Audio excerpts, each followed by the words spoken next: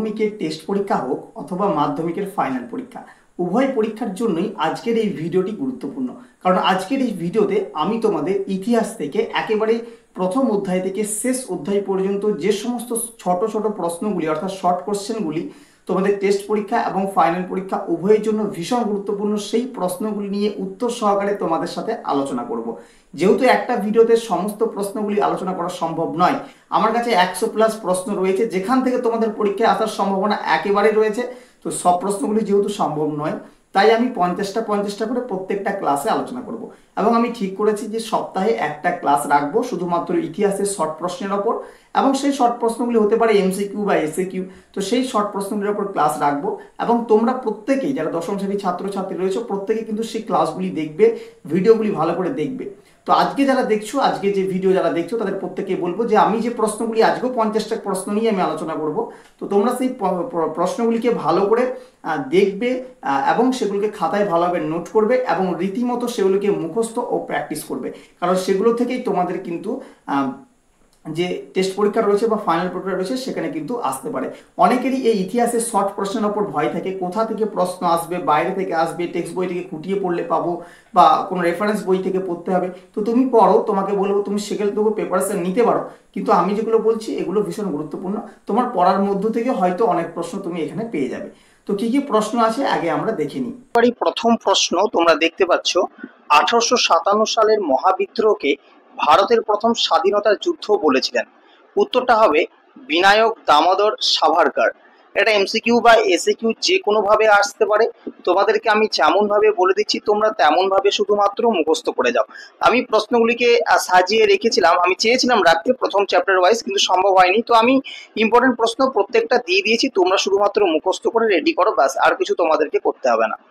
2 নম্বর প্রশ্ন, ভারতের half tone printing পদ্ধতি প্রবর্তন করেন কে? উত্তরটা হচ্ছে উপেন্দ্র কিশোর রায় চৌধুরী। 3 নম্বর প্রশ্ন, বলা হচ্ছে বাঙালি ছানার তৈরি মিষ্টি ব্যবহার শিখেছিল কাদের কাছ থেকে? উত্তরটা হচ্ছে পর্তুগিজদের কাছ থেকে। 4 নম্বর প্রশ্ন, ভারতের প্রথম রাজনৈতিক প্রতিষ্ঠানের নাম কি? ভীষণ গুরুত্বপূর্ণ প্রশ্ন, মাধ্যমিকে আসা প্রশ্ন। উত্তরটা হচ্ছে বঙ্গভাষা প্রকাশিকা সভা। 6 নম্বর প্রশ্ন, খুব ইম্পর্টেন্ট প্রশ্ন, হিন্দু প্যাট্রিয়ট পত্রিকার সম্পাদক কে ছিলেন? উত্তরটা হবে হরিশচন্দ্র মুখোপাধ্যায়। 7 নম্বর প্রশ্ন আছে, নববিধান ব্রহ্ম সমাজ প্রতিষ্ঠা করেন কে? উত্তরটা হবে কেশব চন্দ্র সেন। প্রত্যেকটা প্রশ্নই তোমাদের জন্য ইম্পর্টেন্ট, কারণ আমি বারবার বলেছি যে তোমাদের মাধ্যমিকের ফাইনাল এবং টেস্ট উভয়ই কিন্তু আমাকে কমন দিতেই হবে, তোমাদের বিশ্বাস আমাকে রাখতেই হবে, সেহেতু তোমাদেরকে কিন্তু আমি এই প্রশ্নগুলো দিচ্ছি। আচ্ছা, 8 নম্বর প্রশ্ন, কোল বিদ্রোহ খ্রিস্টাব্দে, এটা তোমাকে সালটা এখানে দিয়েছি যে 1831 থেকে 32 এই সালটাতে কোথায় অনুষ্ঠিত হয়? সালটা অবশ্যই মনে রাখবে, ছোটনাগপুরে, ঠিক আছে? অথবা তোমাকে এটা ম্যাপ পয়েন্টে দিয়ে দেবে যে কোল বিদ্রোহের একটা এলাকা বা অঞ্চল, ঠিক আছে? 9 নম্বর প্রশ্ন, দুর্জন সিংহ নেতৃত্ব দিয়েছিলেন। উত্তরটা হবে চুয়ার বিদ্রোহে। 10 নম্বর প্রশ্ন, মুন্ডা বিদ্রোহের নেতা ছিলেন কে? উত্তরটা হবে বিরসা মুন্ডা। ভালো করে কিন্তু প্রত্যেকটা প্রশ্ন লিখে নাও। যদি সাথে সাথে লেখা সম্ভব না হয়ে থাকে তুমি ভিডিওটা ডাউনলোড করে অথবা তুমি স্ক্রিনশট নিয়ে রাখতে পারো। 11 নম্বর প্রশ্ন, ভীষণ গুরুত্বপূর্ণ প্রশ্ন, নীলদর্পণ নাটকের ইংরেজি অনুবাদের প্রকাশক কে ছিলেন? উত্তরটা হবে জেমস লং। 12 নম্বর প্রশ্ন, খুদকাঠি প্রথা প্রচলন ছিল? উত্তরটা হবে মুন্ডা সমাজে। 13 নম্বর প্রশ্ন, 1857 মহাবিদ্রোহের প্রথম শহীদ ছিলেন? ভীষণ গুরুত্বপূর্ণ প্রশ্ন, উত্তরটা হবে মঙ্গল পাণ্ডে। 14 নম্বর প্রশ্ন, বলা হচ্ছে ইন্দিরা গান্ধীকে লেখা জওহরলাল নেহেরু চিঠিগুলি হিন্দি অনুবাদ কে করেন? উত্তরটা হবে মুন্সি প্রেমচাঁদ। 15 নম্বর প্রশ্ন, গ্রাম বার্তা প্রকাশিকা প্রকাশিত হতো কোথা থেকে? কুষ্টিয়া থেকে, ঠিক আছে? কিছু কিছু আনকমন প্রশ্ন যেগুলো আমি দিয়েছি খুব ভালোভাবে করবে। 16 নম্বর প্রশ্ন, বর্তমান ভারত রচনা করেন কে? উত্তর হবে স্বামী বিবেকানন্দ।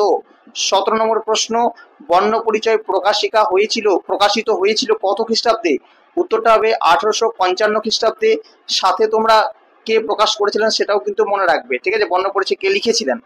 18 নম্বর প্রশ্ন, 22 ইয়ার্স টু ফ্রিডম বইটি কে লিখেছেন? ভীষণ গুরুত্বপূর্ণ, 22 ইয়ার্স ফ্রিডম বইটি লিখেছেন রবিয়া মজুমদার, ঠিক আছে? এটা রবিয়া হয়, কোনো কোনো বইতে রইয়া, ঠিক আছে, দেওয়া হয়েছে, তো তোমরা এটা রবিয়া মজুমদার মুখস্থ করবে, ঠিক আছে?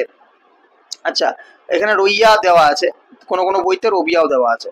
19 নম্বর প্রশ্ন, Indian association for the cultivation of সায়েন্সের যে বিজ্ঞানী নোবেল পুরস্কার পেয়েছিলেন? উত্তরটা হবে সিভি রমন। 20 নম্বর প্রশ্ন, বেঙ্গল টেকনিক্যাল ইনস্টিটিউট প্রতিষ্ঠা হয় কত সালে? 1906 সালে। 21 নম্বর প্রশ্ন, যেটা মাধ্যমিকে আসা প্রশ্ন 2024-এ, ঠিক আছে, 24-এ প্রশ্নটি এসেছে, সরকারি নথিপত্র কোথায় সংরক্ষণ করা হয়? উত্তরটা হচ্ছে মহাফেজখানায়। 22 নম্বর প্রশ্ন, কলিকাতা বিশ্ববিদ্যালয়ের প্রথম উপাচার্য কে ছিলেন? উত্তরটা হবে লর্ড ক্যানিং ছিলেন। 23 নম্বর প্রশ্ন, ভারত মাতা চিত্রটিকে অঙ্কন করেছিলেন কে? উত্তর হচ্ছে অবনীন্দ্রনাথ ঠাকুর।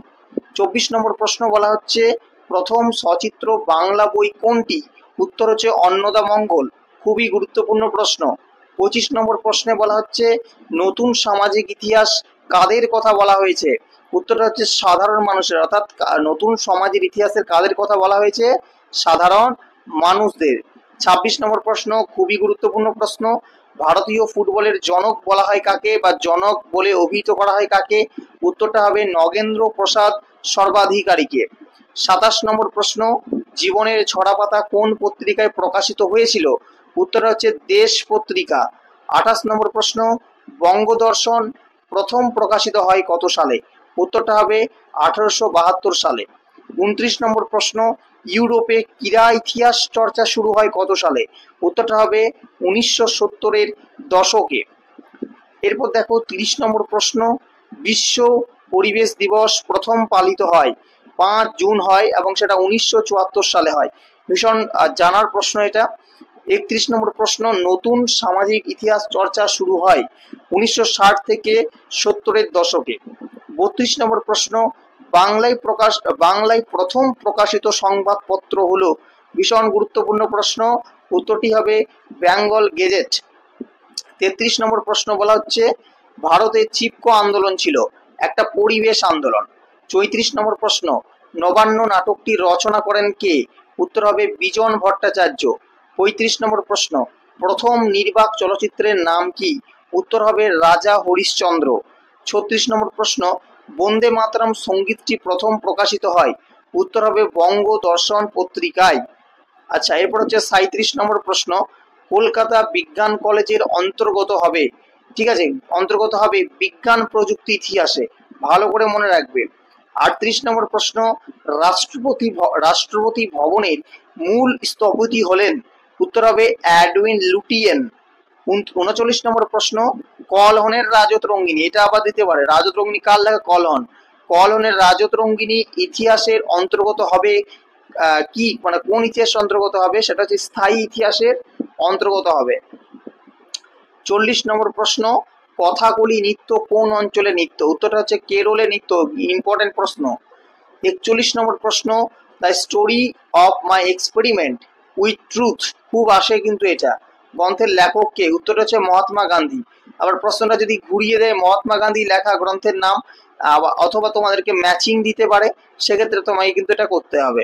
42 নম্বর প্রশ্ন, খুব ইম্পর্টেন্ট প্রশ্ন, মাধ্যমিকে আসা প্রশ্ন, ভারতে ফুটবল খেলা প্রবর্তন করেন কারা? উত্তরটা হচ্ছে ইংরেজরা। এরপর 43 নম্বর প্রশ্ন, ভীষণ ইম্পর্টেন্ট প্রশ্ন, ভারতে নিম্নবর্গের ইতিহাস চর্চার জনক কে? উত্তর হচ্ছে রণজিৎ গুহ। 44 নম্বর প্রশ্ন, জীবনের ছড়াপাতা গ্রন্থটি হলো একটি আত্মজীবনী, খুব ইম্পর্টেন্ট প্রশ্ন, মাধ্যমিকে আসা প্রশ্ন। আমরা চলে এসেছি একেবারে আজকের ক্লাসের শেষের দিকে। 45 নম্বর প্রশ্নটি দেখো, সোমপ্রকাশ ছিল একটি সাপ্তাহিক পত্রিকা, এগুলো কিন্তু ভুলে যাবে না, মাসিক পত্রিকা, সাপ্তাহিক পত্রিকা, দৈনিক পত্রিকা, এগুলো কিন্তু ভুলবে না। সোমপ্রকাশ একটা সাপ্তাহিক, দেখো তুমি কিভাবে মনে রাখবে, এই যে দন্তস দিয়ে সোম, দন্তস দিয়ে সাপ্তাহিক, ঠিক আছে, তুমি মনে রাখবে। তাহলে সোমপ্রকাশ ছিল একটা সাপ্তাহিক পত্রিকা। 46 নম্বর প্রশ্ন, দাদা সাহেব ফলকে, এটা ফলকে না ফালকে, যুক্ত ছিলেন কিসের সাথে? উত্তরটা হবে চলচ্চিত্রের সাথে। 47 নম্বর প্রশ্ন, জীবনের ছড়াপাতা প্রথম কোথায় প্রকাশিত হয়? এটা সরলা দেবী চৌধুরানীর লেখা, ভারতীয় পত্রিকায় প্রকাশিত হয়। দেখো আমি লিখে দিয়েছি 1975 সালে প্রকাশিত হয়, ঠিক আছে, এগুলো কিন্তু জেনে রাখবে। 48 নম্বর প্রশ্ন, বঙ্গমাতা ছবিটি কার আঁকা? উত্তর হবে অবনীন্দ্রনাথ ঠাকুরের আঁকা। 49 নম্বর প্রশ্ন, রবীন্দ্রনাথ ঠাকুরের স্মৃতিকথামূলক গ্রন্থের নাম কি? উত্তর হচ্ছে জীবন স্মৃতি। আজকের ক্লাসের একেবারেই শেষ প্রশ্ন, সরলা দেবী চৌধুরানীর আত্মজীবনী গ্রন্থের নাম কি? উত্তর হবে জীবনের ঝরাপাতা। তো এই ছিল আজকের 50টি প্রশ্ন। এই ছিল আজকের ক্লাস। আশা করি তোমাদের ভিডিওটি ভালো লাগবে। যদি কোনো জায়গায় কোথাও কোনো সমস্যা থেকে থাকে অবশ্যই কিন্তু কমেন্টে সেটা জানাবে। এবং যেহেতু আমি এটা চালু করলাম আজ থেকে পার্ট 1-এর ভিডিও, তো এবার আমরা প্রত্যেক সপ্তাহে 50টা করে ক্লাসের যে ক্লাসটি 50টা প্রশ্ন সেটা শুরু করব। তো তোমরা কিন্তু প্রত্যেকেই ভিডিওটা দেখতে থাকবে, ঠিক আছে? ভিডিওটা যদি ভালো লেগে থাকে অবশ্যই কিন্তু একটা লাইক করবে, বন্ধুদের মধ্যে শেয়ার করবে, এবং যদি আমাদের চ্যানেলে নতুন দর্শক হয়ে থাকো চ্যানেলটি কিন্তু সাবস্ক্রাইব করতে একেবারে ভুলবে না। তোমাদের ছোট্ট একটু সহযোগিতা আমাদের এই ছোট্ট পরিবারকে অনেকখানি বড় করে তুলতে পারে। তো আজকের ভিডিও এখানে রাখছি, দেখা হবে পরবর্তী ভিডিওতে। ধন্যবাদ জানাবো প্রত্যেক ছাত্রছাত্রীকে আমাদের সম্পূর্ণ ভিডিওটি দেখার জন্য।